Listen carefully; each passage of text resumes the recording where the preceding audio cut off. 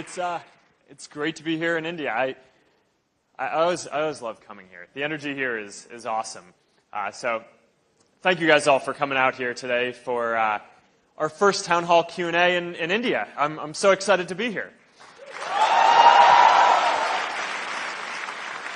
So I think Anki just gave you a sense of what we're going to do, but these town hall Q&As are a really important way and part of how we run the company and the community at Facebook, right? Because for many years, every week inside the company, we've had a Q&A with employees where people can just raise any question they want. They ask hard questions. They give us feedback, and it's a good opportunity for me to hear from people about what they're thinking about. So we recently started doing this for our community as well, and have been traveling to a lot of places around the world to hear from our community. And India has 130 million people who use Facebook. It's the second biggest country. So it's really important, I think, to have a chance to hear from all of you today and hear what you're thinking about. And, we'll probably get some ideas for how we can make Facebook a better service. So thank you guys. I really appreciate all of you guys coming out here today to have this dialogue. Now, before we get started, there's one topic that I want to touch on, and that's, as we were flying in to Delhi, I received word that there was this terrible earthquake, right? And it centered in Afghanistan, but also affected people in Pakistan. And our team who was on the ground here and a lot of my friends here sent me notes saying that we could feel the whole place shake for a minute. And it's moments like these when it's so important for people to be able to come together and to know what's going on with the people that you love. Right? We often talk about our mission at Facebook as helping people connect, and a lot of times people think about that as sharing photos or simple things that are going on throughout your day. But when there's a disaster, it's all you want to know is whether the people that you love are safe.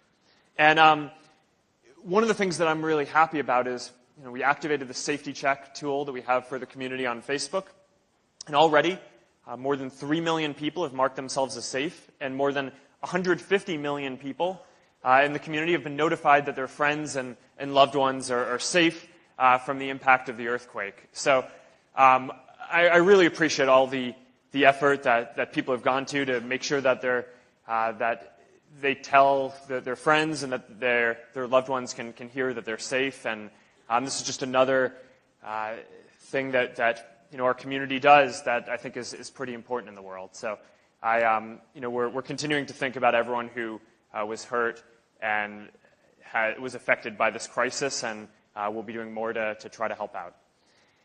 All right. We'll get started with some questions. Thanks. Question time. So we received literally thousands of questions to your postmark, and there are a bunch of questions which have been selected from that thread. Some of those people are here in person to ask you those questions.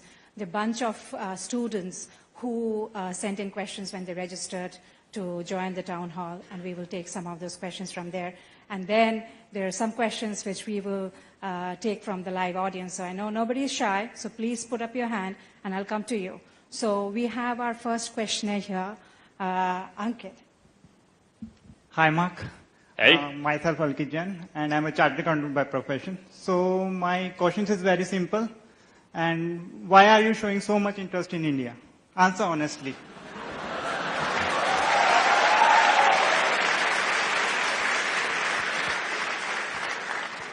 So our mission is to give everyone in the world the power to share what's important to them and to connect every person in the world. And India is the world's largest democracy. It's one of the biggest countries where if you really have a mission of connecting every person in the world, you can't do that without helping to connect everyone in India.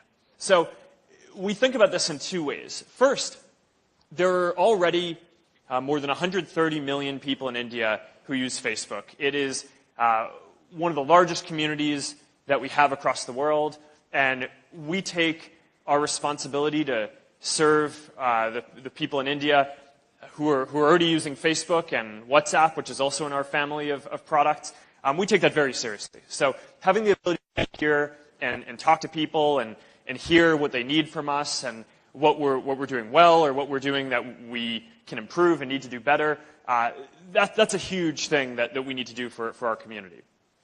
The second part is that there are 1 billion people in India who do not have access to the internet yet. And if what you care about is connecting everyone in the world, then you can't do that if there are so many people who don't even have access to basic connectivity.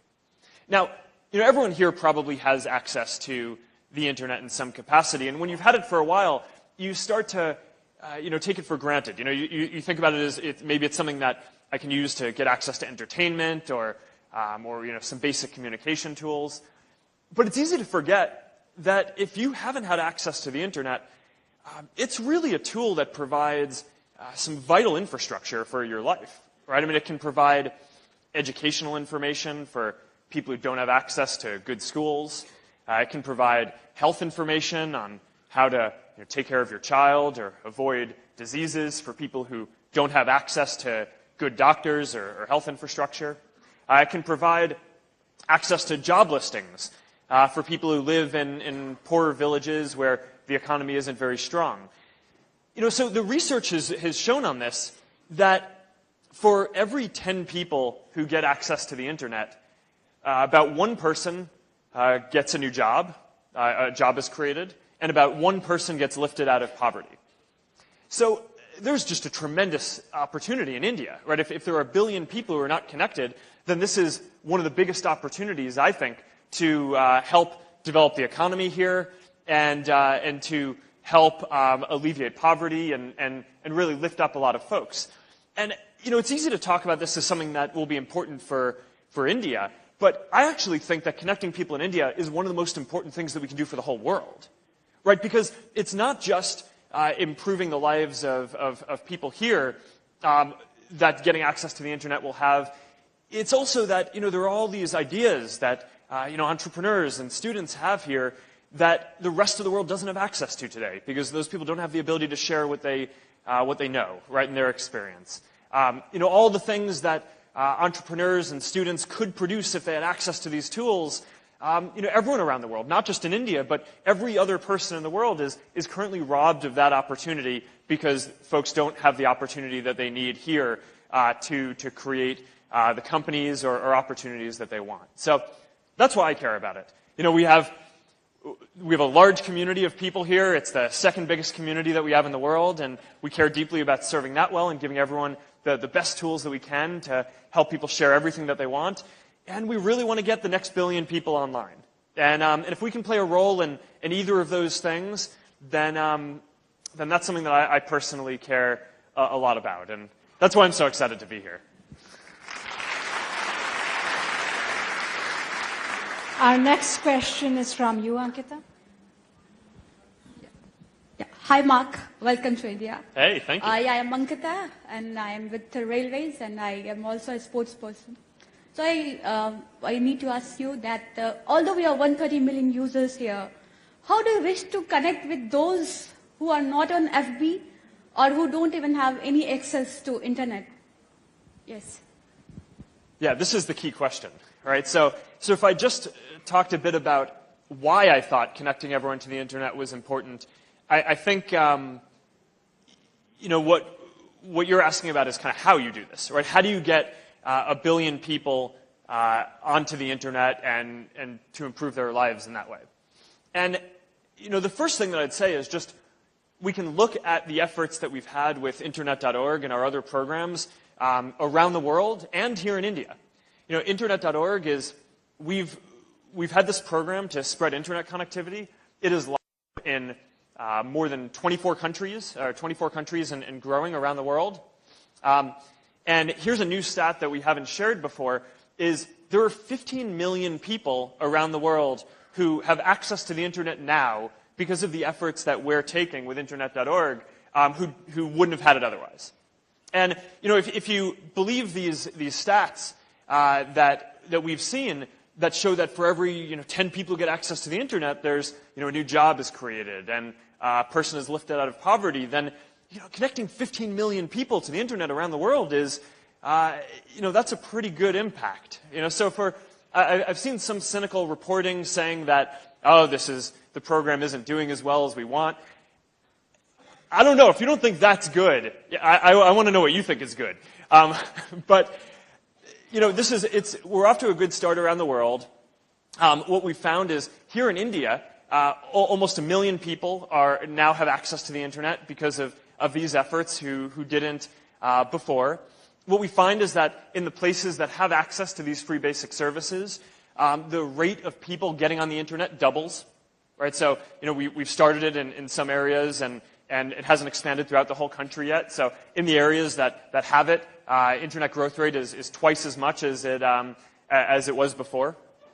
So that's the main message that I deliver, is this is a program that is working around the world. We just started in India a bit earlier this year, so it's still a bit earlier in its growth, but we know that this works, and we know that it will connect more people. In terms of how exactly it works, you kind of need to break down, there are about 4 billion people in the world who don't have access to the internet. And they kind of break down into there are 3 reasons why people might not have access. One is we call availability, right? You might have a phone, but there's no network that's available for you to access. The second is affordability, right? Which is you have a phone and you might be able to access a network, but it's very expensive or you might not be able to afford it. And the third issue, which is actually the biggest, interestingly, is awareness. And what that means is, you have a phone and you have access to and you can get access to the internet and you can afford it, but you may not know why you would want to use the internet. And, if you grew up and you never had access to a computer and you never used the internet, and someone asked you if you wanted to buy a data plan, it's not a surprise that a lot of people's question is, well, what do I get with the data plan, right? Why would I want to spend some of the money that I have on getting a data plan? So we're doing things on all 3 of these to basically break down all of these barriers. On availability, there are a lot of places in the world where there just aren't good networks. It's too expensive to have the traditional internet infrastructure spread all the way out to a lot of these very rural areas. So we're investing in new ways to deliver connectivity. Solar-powered planes that can fly up in the air and beam down connectivity. We just announced a project to put a satellite up in space that can beam down connectivity. So those are new ways to deliver connectivity. The second, for affordability, we're very focused on just making it so that our apps and others use less data. Right? So if you go back about a couple of years, the Facebook app now uses, I think it's about 1/10 of the amount of data as it used to. So that means that not only does it cost you 1/10 as much because you don't have to pay for that data, but it's also faster and more reliable because there's less to transfer over the wire. So that's a big deal. And then the third issue of awareness, what we've done is we've tried to introduce this program, Free Basics. And what that does is it makes it so that people can have access to, some not the richest kind of media, not streaming videos or big app downloads, the stuff that kind of consumes a lot of bandwidth, but the basic utilities. So stuff like education information or health information or job listings or Wikipedia or basic communication tools or basic news.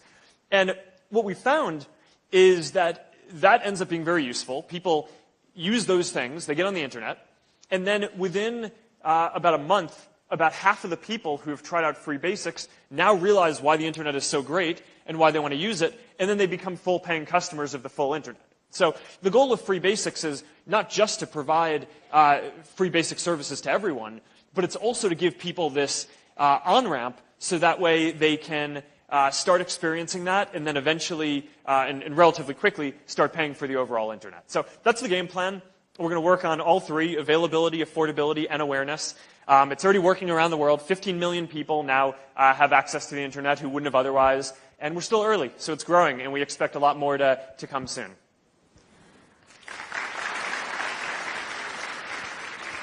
So this is a question which lots and lots of people want answers to. It's one of the top voted questions on the thread.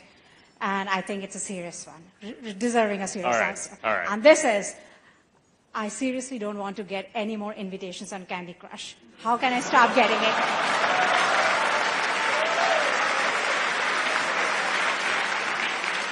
There you go. All right. See, so this is where these town hall Q&As are really useful. Because I actually saw this question, that it was the top voted question on my thread. So I sent a message to the person who runs the team in charge of our developer platform. And I said, you know, by the time that I do this town hall Q&A, I think it would be good if we had a solution to this problem. So we do.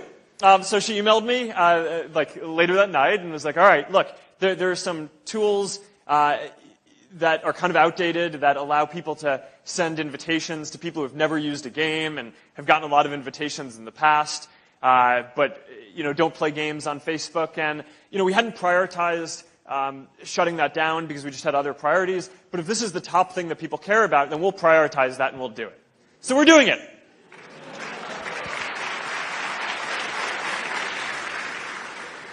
Okay, audience question. Who wants to ask a question? Okay, I'll come there in a bit.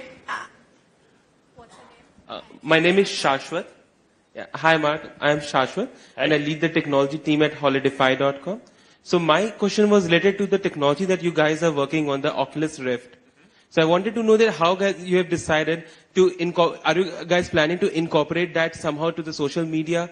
And the second part of my question is, how can, as a developer, we'll be able to get more of that information, and how can we use that technology into our stuffs and we can work on that? Absolutely. So for your second question first, we have dev kits for Oculus. You can already get them. It's a few $100s, and we're shipping them all around the world. We've shipped more than, I think it's more than 100,000 or almost 200,000 dev kits. So you can get your hands on one. You can start building for Oculus. It's an awesome experience, and I encourage you to do that if you're interested. In terms of how this fits into the overall vision, you know, one of the big trends that we've seen on Facebook and on the internet overall is that as time goes on, people get these richer and richer mediums for sharing what's important to them. So if you go back, you know, 10 or 15 years, most of what we shared on the internet was text, right? And you know, over the last 5 or 10 years, now a lot of it is photos. And it's visual, and you know, so photos, other kind of graphical content. Over the next period of time, we're really, I think, entering this golden age of internet video, where the primary way that we're going to both share our experience and consume other people's kind of experience and ideas online is going to be through video. So you've seen this progression from text to photos that were graphic but static to videos that are now kind of animated and richer.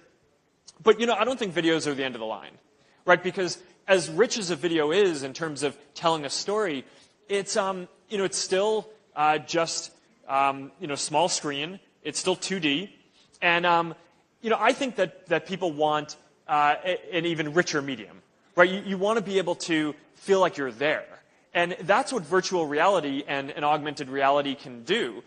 They can make it so that you actually feel like you're right there in the scene. So, you know, my wife and I are expecting a daughter sometime soon.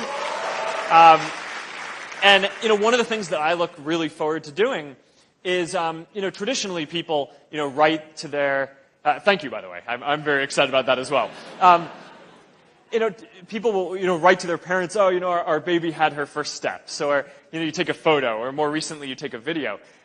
I mean, I want my family to be able to be there, right? I mean, so to take a video or capture that experience of her taking her first steps, and then to be able to share that experience and make it so that my parents, my friends who weren't maybe able to be there in person, can feel like they're there and experiencing that and seeing her do that and take those steps. And that, I think, is going to be really magical. So in terms of how this fits into the overall vision of social media, you know, just as time goes on, the trend is towards richer and richer communication. And I think at some point in the future, it's going to take, you know, maybe 5 or 10 years to really develop before this is a very big thing that a lot of people are doing. I think that this is going to be something where you can capture these scenes and you can share them in your feed or on WhatsApp, just like you share a photo or text today, and you'll be able to pass around these things which are going to be very close to real life experiences that we have. And I think that's going to be pretty amazing. I'm really excited about that. So we have the first student question here. Rachit, what's your question? Hey, Mark. Thank you for coming to IIT Delhi. It's a great honor for us. And my name is Rachit. I'm a student here. So Facebook can be investing a lot in AI with the opening of Facebook AI Research Lab in Paris and other university collaborations. So what are some of the future products we can expect from Facebook in this regard? Yeah, so AI is a really exciting area of development. I think about it, we have this goal that in 5 to 10 years, we want to be able to build computer systems which can be better at the main human senses than people are, right? So can see better, right? Can kind of recognize people or things in the world, can kind of track as we travel through the world, can hear better, can translate language better, can understand language, right? All these things which are kind of basic human senses. Now, it's important to differentiate that. That does not mean that we're going to have computers that are smarter than people anytime soon. For a long time, we've been able to build computers that can do specific tasks better than people, but I still think we're very, very far off from having computers which are generally more intelligent in any way. So this is one step on kind of the path to delivering great services. And, the type of stuff that we're going to see is, it's less that it's going to be completely new products, and it's more going to be that there's this increasing intelligence through a lot of the different things that we do. So let me give you 2 examples. So one is, this is something that we actually just launched in the last week or 2, is, we take accessibility features on Facebook very seriously, right? So for people who are blind or can't see the service, we want to make sure that they can experience the moments that their friends are sharing with them. So one of the things that we can do now is if you're blind and you can't see a photo, we can have our AI look at the photo and figure out what's in it, and then read an explanation of what is in the photo to you. So here's the person who's in the photo, they're riding a bike, here's the scene, here's what's going on. It's not 100%, it'll improve and it'll keep on getting better in the future, but I think that that's a really cool thing that you can do when you have computers that can see the world in the way that people do. And that's the type of thing that I'm really excited about. A second example. So I talked about Safety Check earlier, connected to the earthquake here.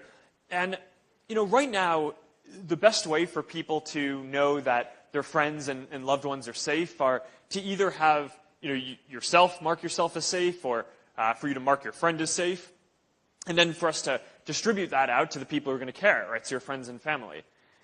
In the future, I think that it's going to be possible, with satellites and things like that, to be able to identify who is in an area and know immediately who is safe, who needs help. Today, a lot of what we do is, for people who are going in for relief efforts, they look at maps and they see where the areas that are affected are. But, is that the kind of thing that a computer could do better than a person in the future? Probably, right? And that'll save people's lives. And that's the type of stuff that I think making it so that computers can see better and can hear better are just going to unlock all this value for the world, and are going to save lives, are going to make a lot of content more accessible, and just improve a lot of the things that we do already to a large degree. So that's what I'm really excited about there. We have a question here from you, Mohit. Hi, Mark. Welcome to India. Thanks. My name is Mohit from Delhi. I'm working as a software testing engineer. My question is how Facebook help those people who are living in India below poverty line, and role of Facebook in uneducated people. Wait, sorry, I didn't catch the last part. How can you help illiterate people who are sort of grappling with education, formal education challenges? Yeah. So this is a really interesting area. Facebook, our mission is giving people the power to share and making the world more open and connected. But, I also spend some time thinking about what the impact is that I can have outside of Facebook as well. And I've focused a lot of my time on learning about the education system, both in the U.S. and and increasingly worldwide as well. And we've done a few big projects, starting off in a city called Newark, New Jersey. And, we started that about 5 years ago. And one of the things that I'm proud of is that already in just the few years since we got started, the graduation rate in that city has increased, I think it's from 56% to now 69%. So there's still a lot of room for improvement, but 13%, yeah, no, I'm really excited about that too. 13% in just a few years of work, where that means that whatever improvements were made in the schools, all the students who are going through that haven't really even gone through the whole system with those improvements, already up 13%. That's a big deal. So that was kind of the first set of things that we did. And then after that, we took on other initiatives, including working in our home in the Bay Area in California to take what we learned from that experience in Newark and double down on the things that worked well, creating new school models, funding the parts that worked really well in the public schools there. And that one is newer, so that's only a year, 2 years old, but we're already really excited about the results that we're starting to see there as well. Internationally, we have a few investments in creating new types of schools throughout Africa and hoping to spread that to India sometime soon as well. But, there are a lot of people in the world who don't have access to good educational tools. And this is one area where I think not only being able to spread access to good schools, but this is an area where connectivity and access to the internet is really going to be able to help out a lot as well. Because, for all the people who don't have access to a good school, being able to have some basic access to educational resources online is going to make a really big deal in people's lives. So that's a pretty big focus for me. The other area that I'm increasingly interested in is really health and science. Right? One of the things that strikes me is, we have all this amazing technology, and the world is getting better and better at such a fast rate. And we've only really, as a civilization, been really focused on curing the diseases that face us for probably about 100 years, maybe a little bit less even. And one thing that I think is a little bit crazy, you look around the world, in the U.S., there's the stat that the U.S. government spends about 50 times as much money trying to treat people who are sick as it spends trying to cure the diseases in the first place, that people don't get sick. And I think that that's pretty similar if you look at the exact stats around the world. I don't know exactly what the stats here are in India, but I think that there's a really big opportunity to change that. Right? And for our generation of folks to say, hey, the world is getting better at a very fast rate.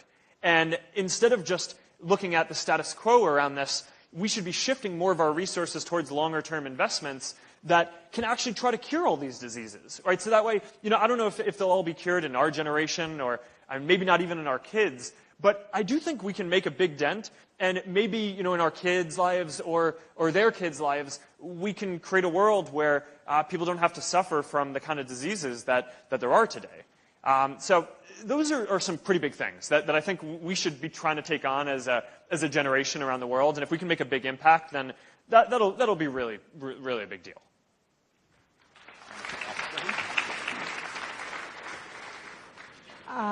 We have a question here, and where'd you go? Yeah. All right. Yeah. Hi, Mark. This is funny. All right. It is.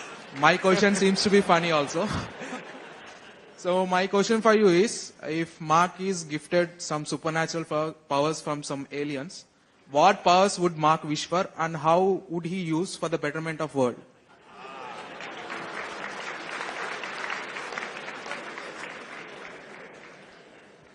It's a good question. All right, so one of the great things about technology is you actually can build superpowers for people in the world. And that's some of the stuff that I think is really exciting. So when I think about what we're doing with Oculus, for example, I think that what we're really enabling is people to teleport. Right? You're going to be able to put on a headset and go anywhere you want in the world. You'll be able to go to places that are impossible to go to in the world. I mean, one of my favorite recent demos from Oculus is, you put on the headset, and you're in this room with someone else who has the headset on somewhere else that can be in a completely different place, and there's this table in front of you. Of course, it's virtual, and there's a ping pong paddle on it. You can pick up the ping pong paddle, and you can start playing ping pong with the other person. And it just feels pretty awesome. It's like, all right, well, I might be in a completely different location from them, but we can kind of teleport and come together and have that experience. But that's only the beginning, because then where it really starts to get awesome is you can then, in that experience, you can dial up and down gravity. So you can simulate, you can turn off gravity, and you can simulate what it would be like to play ping pong with a friend in space or underwater. Or you can make it, anti-gravity. So that way, the ball floats away and you have to hit it down in order to make it so that it doesn't go away. So, I mean, that's pretty crazy, right? And in the future, I think, not too far out, we're going to have the ability to just put on a basic headset and instantaneously go anywhere in the world that you want. And that is going to be pretty good.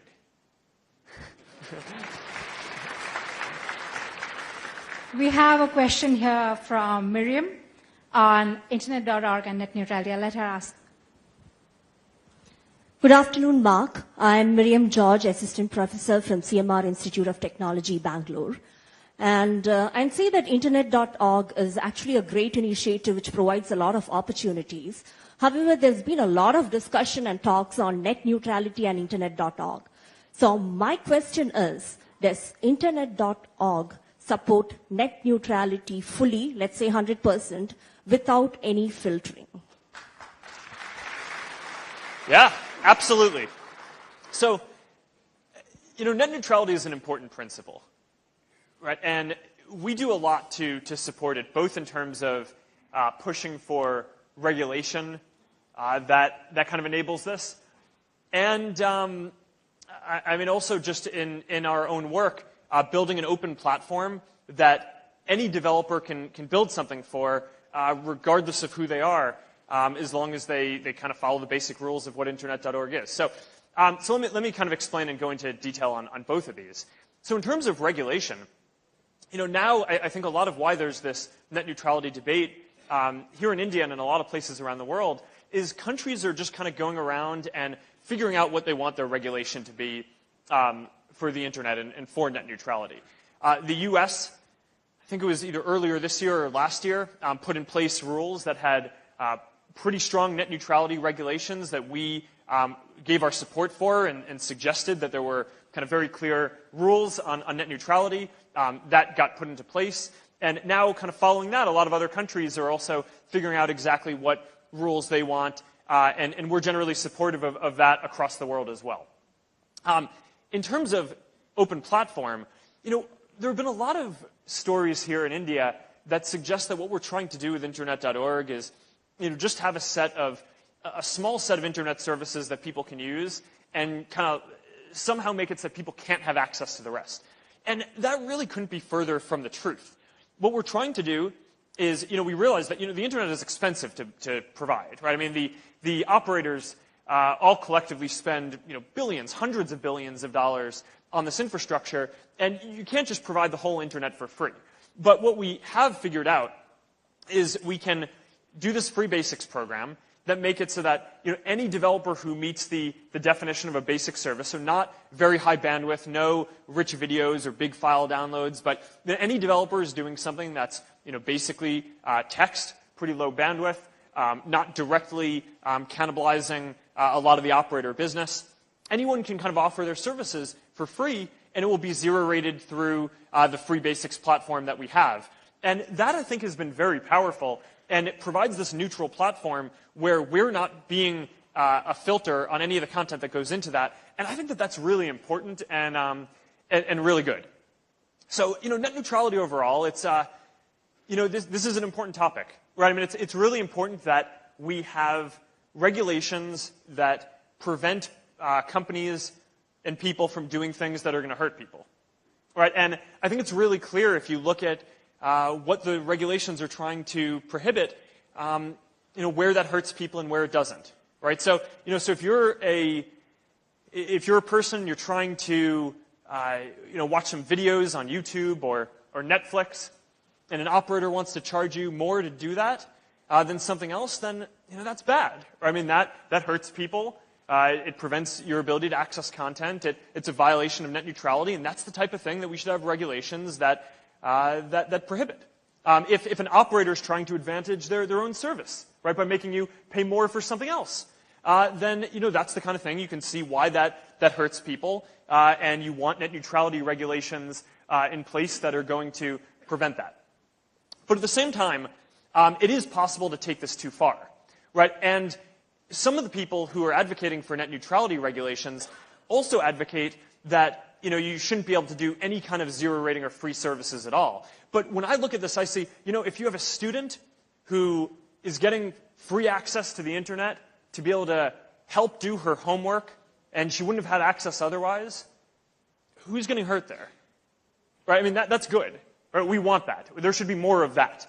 If there's a fisherman in a village who now has some free access to the internet to help sell some of his fish and provide for his family, no one gets hurt by that.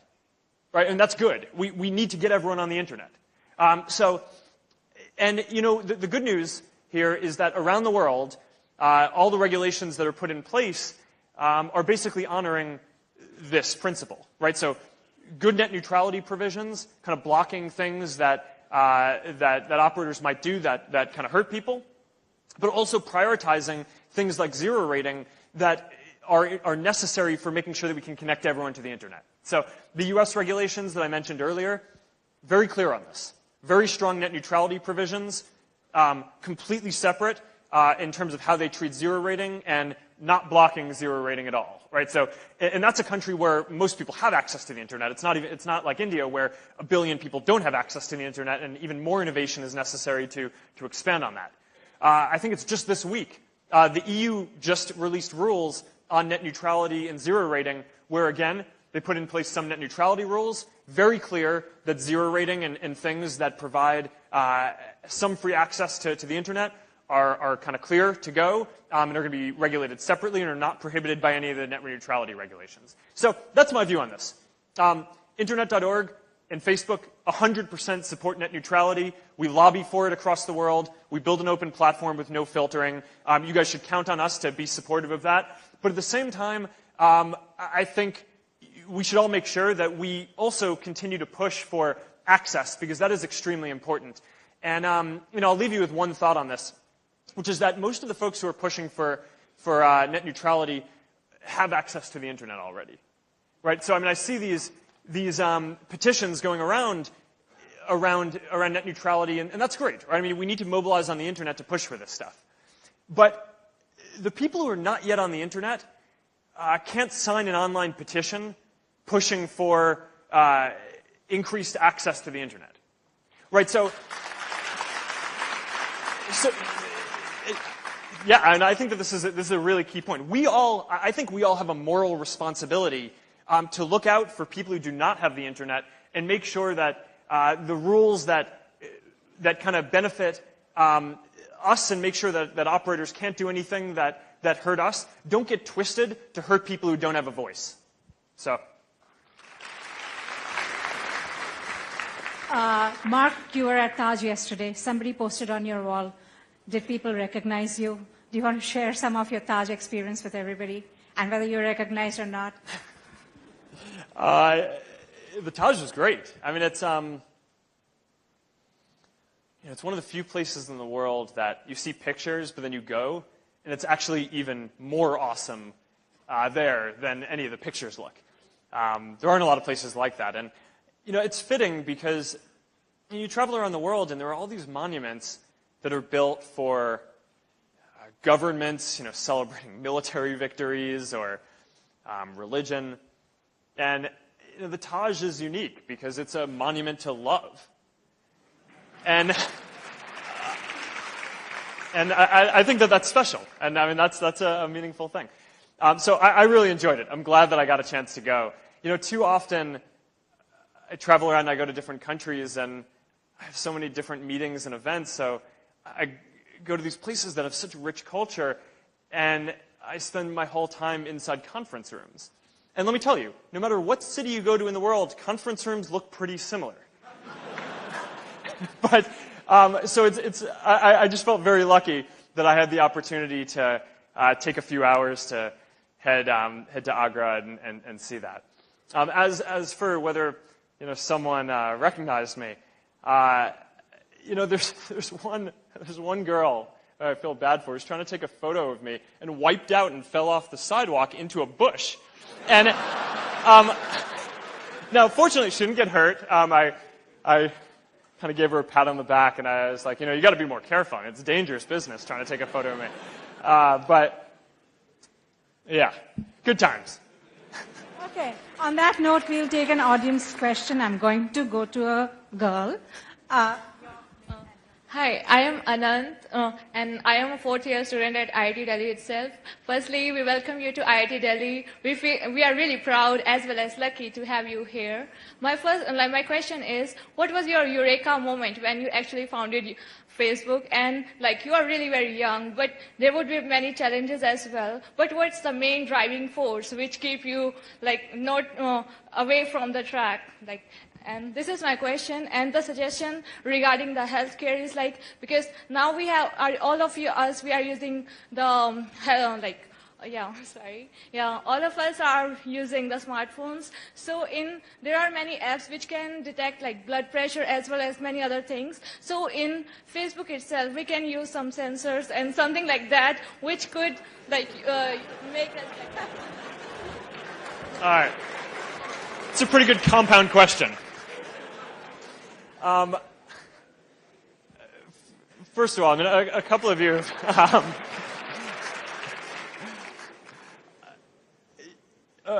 have mentioned that that it's great to have me here. I feel so honored to be here, and I know that that there's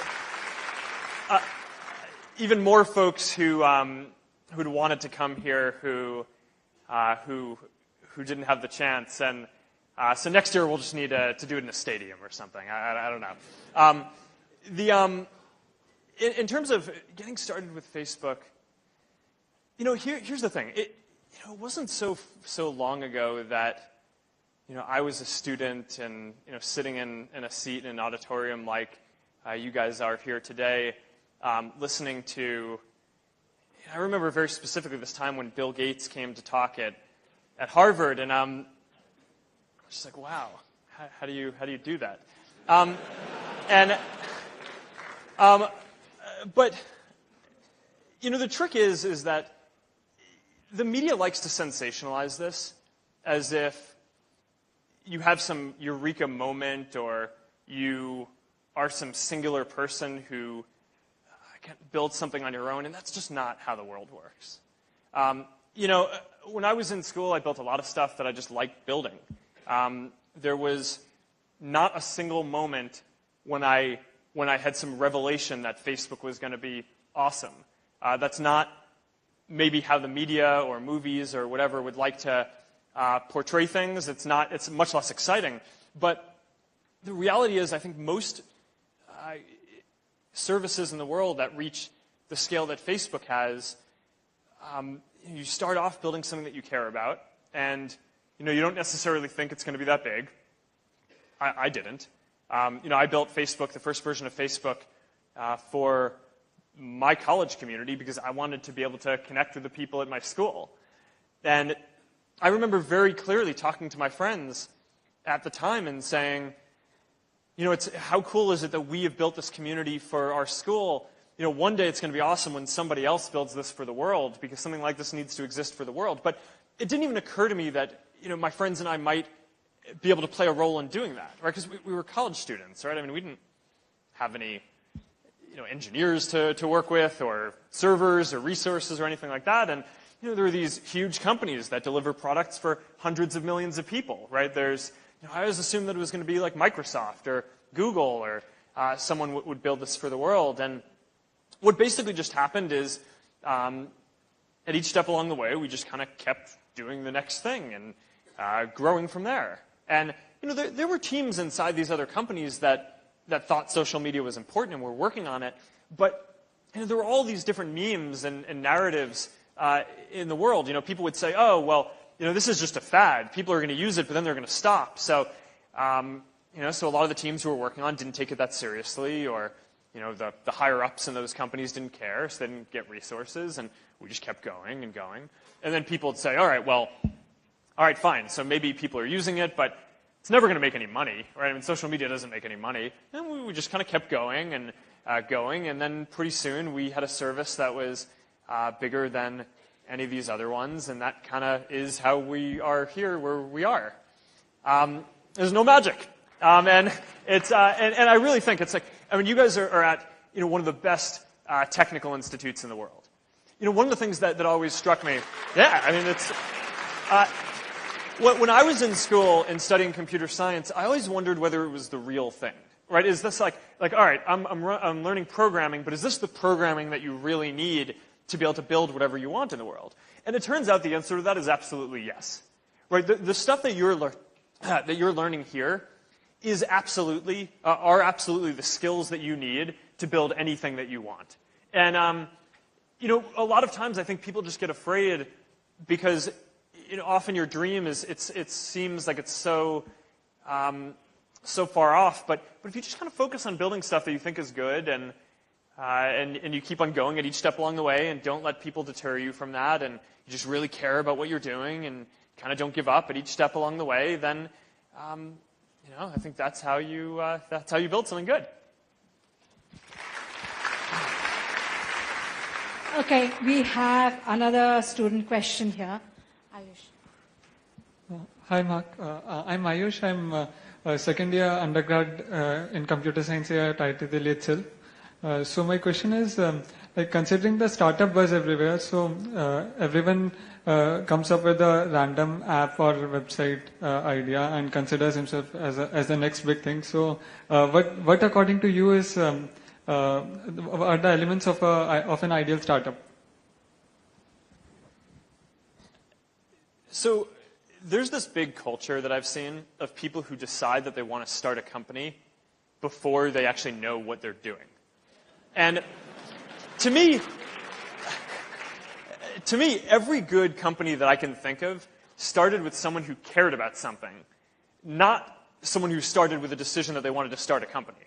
And I think that that's both because of who the people are who do that, right? And building a company is hard, and you need to kind of keep going through all the people who are going to doubt you and all the challenges that are going to come up. So you really do need to care, I think, in order to do that.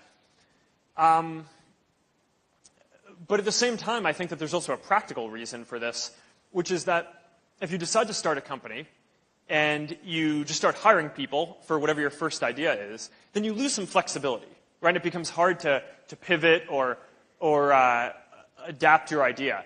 Whereas, if you start working on something because you care about it, and you only decide to turn it into a company once it's pretty clear that it can be good, then you actually maintain a lot of flexibility to try out different things that fit your theme of what you care about. And then by the time that you actually hit something that's kind of working, you then start hiring, and then those companies have a lot more flexibility and therefore, I think, are more likely to work well. But most of the great companies that I can think of, they're started by people who really care about what they're doing. They may not have thought that they were going to end up building big companies. Almost none of the people I know who have built big companies thought that their companies were going to be as big as they actually ended up being, which I think is just a testament to, if you kind of care about something and keep going, it can end up just being a lot bigger than you think it's going to in the beginning. But I would definitely, if you're thinking about starting something, focus on what you want to do in the world and the impact and what you want to change, not the decision to start a company.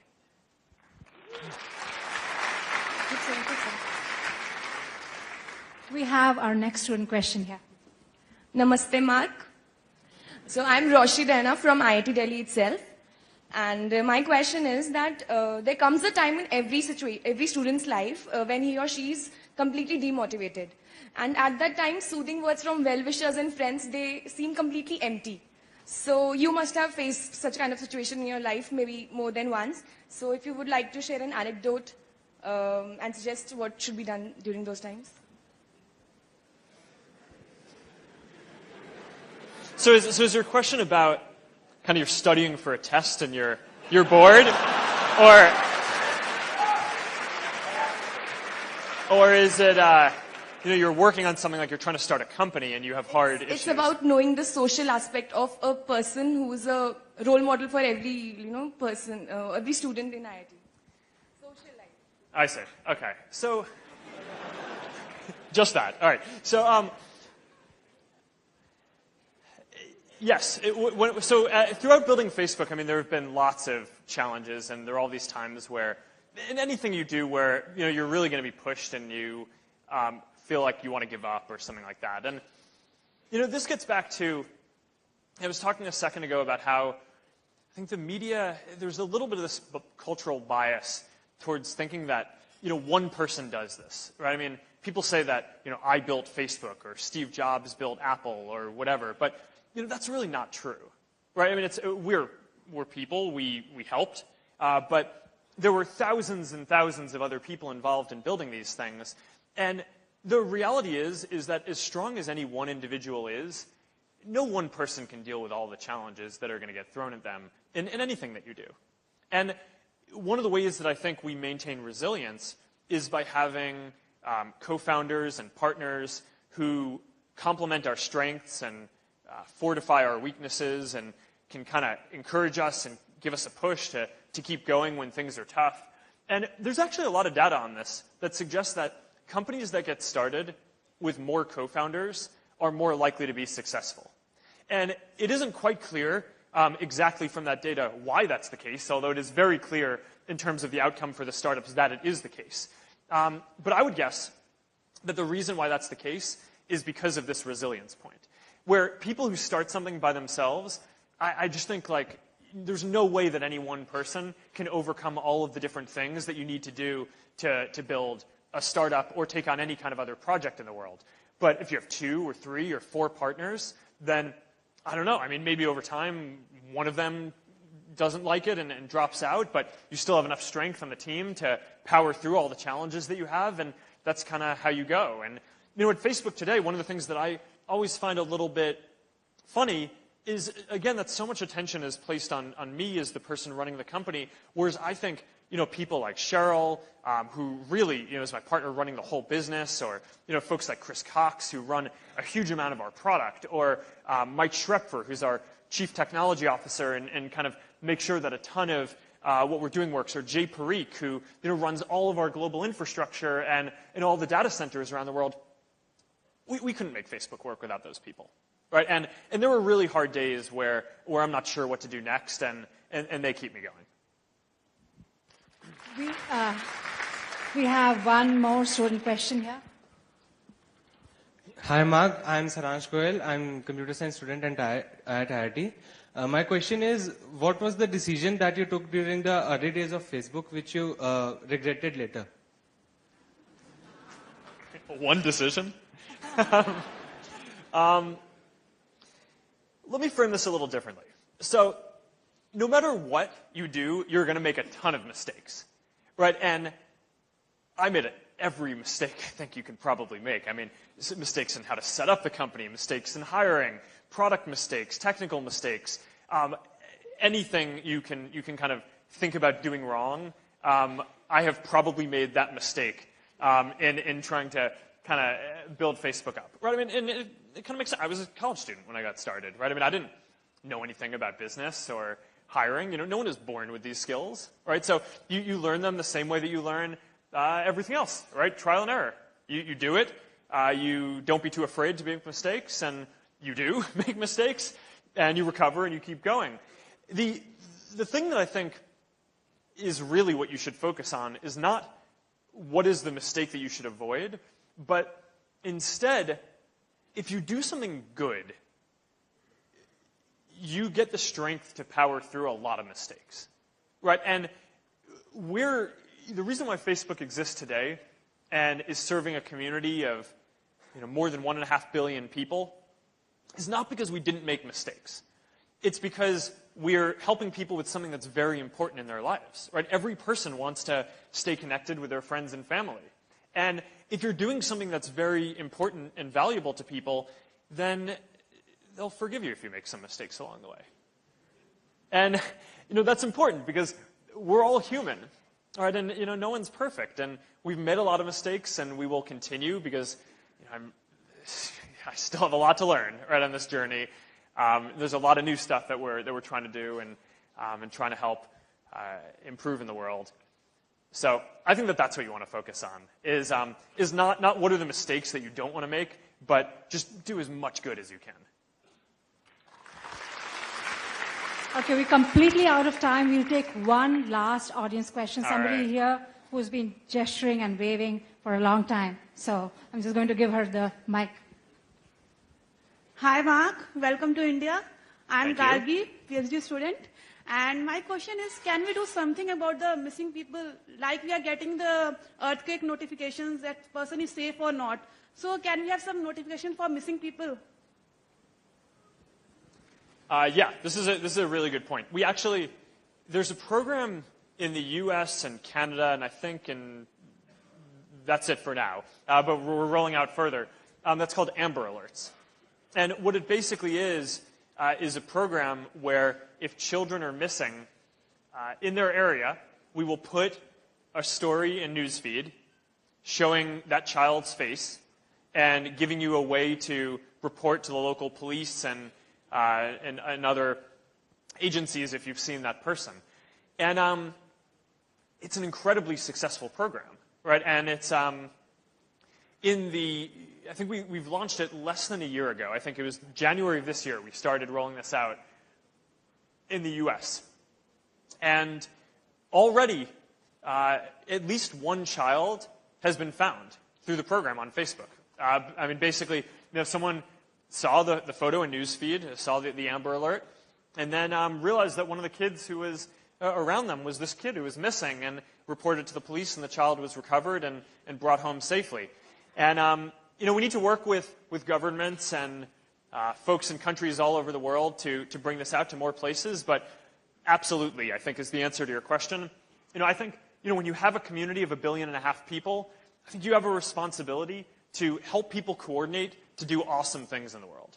And, whether that's coordinating for relief efforts, like, for example, our community helped raise, I think it was $17 million for the earthquake relief effort in Nepal, or the community safety check effort that we have to make sure that everyone knows each other is safe, or the organ donation work that we do to make it so that people can mark that they want to be an organ donor, so that way more people can have access to the organ transplants that they need. This is all stuff that I think we want to do, and that's really important, and that I think our community wants to be a part of, and that we're looking forward to doing over the coming years. So, thank you. Thank you guys so much.